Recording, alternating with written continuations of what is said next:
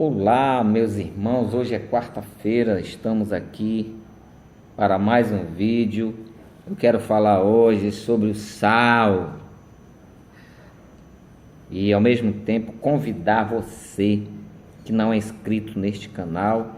Bem aqui tem um quadradinho vermelho aí no canto, você clicou em cima, já está participando. Estamos hoje com 538 inscritos, está andando mais rápido do que eu imaginava e me ajude a chegar em 1000, me ajude, compartilhe alguns vídeos que você achou interessante. Se você não achou, não compartilhe, mas se você achou algum interessante, nós temos 108 vídeos aí, 109 com esse, 109 vídeos para você escolher um e compartilhar, para nós aprendermos a palavra de Deus. Aqui também tem filosofia, tem livros e tem alguns assuntos variados, assuntos bem diferentes mesmo, que você só vai encontrar aqui. Então, se inscreva aí e dê aquela forcinha. Vamos falar sobre o sal, falando da Bíblia hoje, ainda, continuando, né? O último vídeo foi sobre a Bíblia e nós vamos continuar com a palavra de Deus, a palavra do Todo-Poderoso, que não pode estar abaixo de nada. E ela fala muito sobre o sal. Só que é o seguinte, só vamos falar sobre o sal na questão negativa, tá? Apenas na questão negativa, porque o sal, ele tem o seu lado positivo e o seu lado negativo. Estamos falando dentro da Bíblia, né? E vamos apenas olhar para o lado negativo da simbologia do sal, do significado do sal dentro da Bíblia. Então, é muito bom que você entenda, quando você estiver lendo a Bíblia, se deparar com a palavra sal em algum momento. Mas lembrando, e repetindo, e ratificando, que nós só vamos falar do sal negativo para falar da estátua de sal da mulher de Ló. Então vamos lá. Primeiramente, nós vamos abrir em Juízes 9:45, Juízes 9:45, que diz bem assim, Juízes 9:45, acompanhe na sua Bíblia. A maioria dos vídeos nós temos que acompanhar com a palavra, para você até comparar a sua tradução com a minha. Todo aquele dia pelejou Abimeleque contra a cidade e a tomou, matou o povo que nela havia, assolou-a e a semeou de sal. Então veja que Abimeleque fez tudo isso aqui no livro de Juízes para o sal. Aqui ele tem mais uma identidade, uma simbologia negativa, né? Porque ele não queria mais que aquela cidade possivelmente fosse abençoada, né? Então o sal, ele tem um sinônimo de maldição. Aqui nós temos um dado negativo.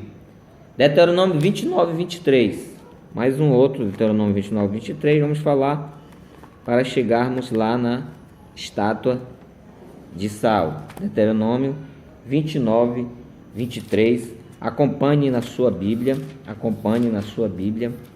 Deuteronômio 29:23 diz assim: e toda a sua terra abrasada com enxofre e sal, de sorte que não será semeada e nada produzirá, nem crescerá nela erva alguma, assim como foi a destruição de Sodoma e Gomorra, de Admá e de Zeboim, que o Senhor destruiu na sua ira e no seu furor. Então, o sal aqui, ele tem o sinônimo de infertilidade, de esterilidade. Deus ordenando que fosse colocado nessa terra bastante sal, para que a terra ficasse estéril. Então, mais um dado negativo sobre o sal. Vamos lá para mais um, Ezequiel 47:11. Veja que estamos avançando. Ezequiel 47:11. Acompanhe na sua Bíblia. Ezequiel 47:11. O capítulo 47 é um dos capítulos mais lindos da Bíblia de Ezequiel, que eu acho. 47:11 diz mesmo assim: mas os seus charcos e os seus pântanos não serão feitos saudáveis, serão deixados para o sal. Ora, há algum tempo eu estava filosofando sobre a questão da poeira, do pó, né? A poeira mesmo, essa que sai do nosso pé. Para que ela serve? Ela serve para nada, né? Eu filosofando queria saber o porquê, para que serve. Quando a Bíblia fala em pó, geralmente ela fala em poeira e também barro, né? Mas eu estou me referindo apenas ao pó mesmo, ao sujeirinha que sai.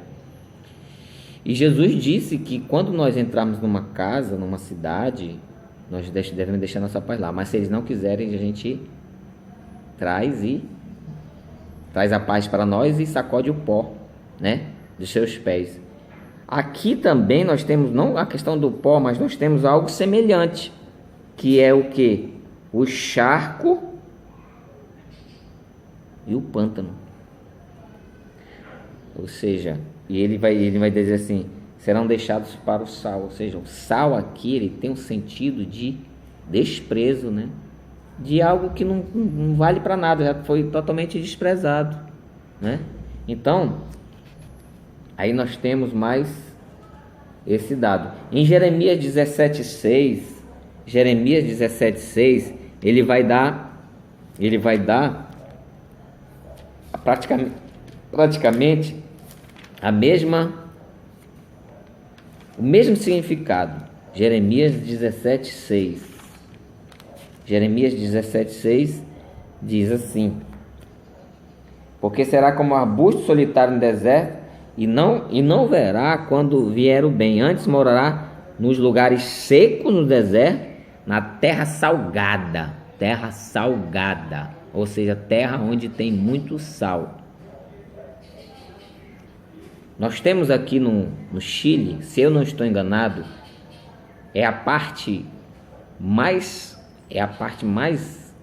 o maior deserto de sal do mundo está no Chile. Para você ver, não existe vida, não tem vida, é algo totalmente inabitável, né? Inabitável, inóspito. Ou seja, mas aqui também o sal tem o sinônimo de desprezo. Tá? Agora vamos entrar na questão da mulher de Ló. Vamos para Gênesis 19. Gênesis 19, 26. Gênesis 19, 26. Gênesis 19, 26. E a mulher de Ló olhou para trás e converteu-se numa estátua de sal. E eu fiquei muito tempo me perguntando por que Deus permitiu que fosse se tornada uma estátua de sal. Eu fiquei me perguntando durante muito tempo. Eu confesso para vocês que ainda não me convenci de tudo isso que eu vou falar para vocês, porque tem mais coisas, mas o que eu vou falar agora, porque eu acredito particularmente que ela se tornou essa estátua de sal, mas ela não foi assim uma estátua totalmente de sal, né? Você sabe que o sal ele é produzido nos vulcões. Se você não sabe, você vai saber agora. Isso era uma dúvida que eu tinha. Por que com mais salgado? Por que com mais salgado? E aí tive que me dirigir a um mestre em geografia, um homem que tinha um mestrado em geografia, formado pela Universidade Estadual do Amazonas, Universidade Federal do Amazonas, e ele me falou que quando saem as lavas vulcânicas, ali tem muito enxofre, tem algumas substâncias químicas, e tem o cálcio, tem várias coisas lá que de química eu não entendo muito, mas ali é produzido sal. Então o sal do mar, ele é proveniente do sal vulcânico. Então, quando tem uma explosão no vulcão, sai muito sal. Nossa Bíblia diz que o fogo veio do céu, mas assim como o dilúvio, a água veio de cima, veio de baixo, né? Veio de várias comportas que a Bíblia fala. Eu acredito, irmãos, que ela se tornou essa estátua de sal, mas ela se tornou com misturas, né? Com misturas. Se nós formos dar uma olhada, aqui tem um país chamado Monte Serrat. Depois se você tiver curiosidade no que eu vou falar agora, você pesquisa no Google. Monte Serrat é um terremoto que teve, um vulcão entrou em erupção e ela expeliu toda aquela substância que tem enxofre, tem sal, tem muitas outras substâncias.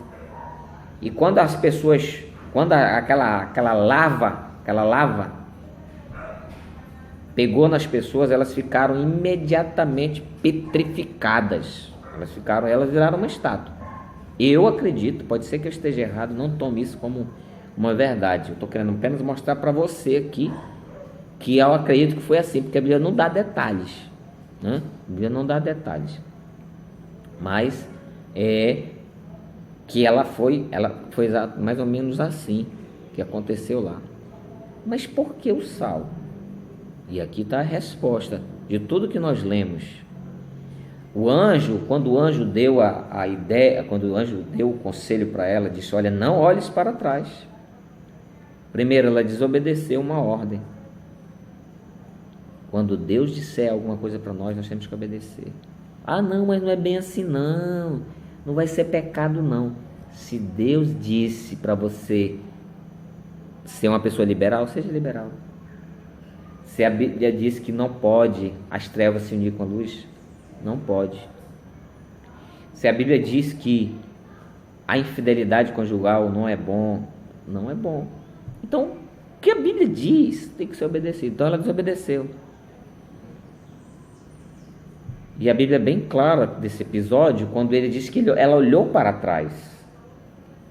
A Bíblia fala em Isaías que nós devemos olhar firmemente para o autor e consumador, né? Tem um versículo semelhante a esse, mas esse versículo está em Hebreus também. E são dois versículos semelhantes, Isaías e Hebreus, que nós devemos olhar para ele, olhar firmemente, porque é dele que vem a salvação. Agora, se nós formos dar uma olhada nesse verbo olhar, esse verbo olhar no original, no hebraico original, ele é nabate, o verbo lá é nabate. Esse verbo, ele dá uma ideia de prestar consideração. Ou seja, quando ela olhou para trás, não foi porque alguém cutucou ela, não. Quando ela olhou para trás, não foi para ver a campina verde ou como é que os fogos subiam ou desciam. Não foi para nada disso. Ela olhou para trás com uma vontade de retornar. Isso está claro através do verbo nabate, da palavra nabate, do verbo nabate, lá no original hebraico. Está bem claro isso. Não é heresia, isso está no original. Ela teve vontade de voltar.